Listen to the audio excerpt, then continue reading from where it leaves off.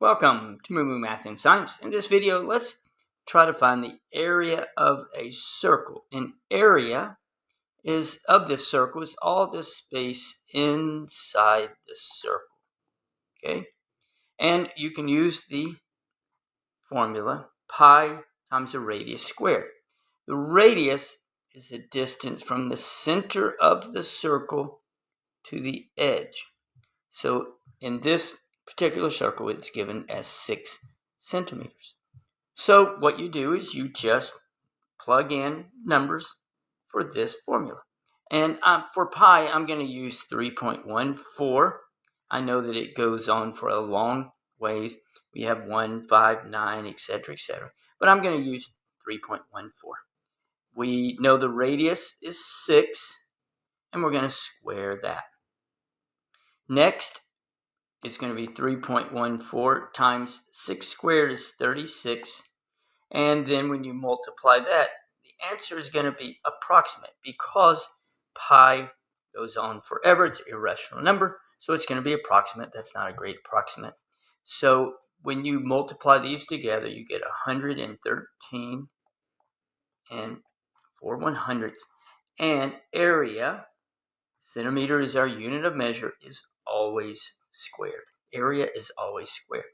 So here's our first example. Again, it's an approximation because we're using pi. Let's work another example.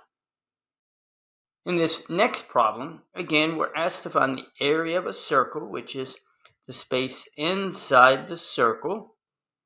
But this time, instead of given the radius of the circle, we are given the diameter, which is the distance all the way across.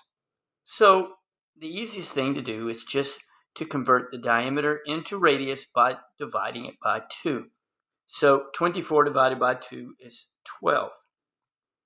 Now we just plug it into this equation.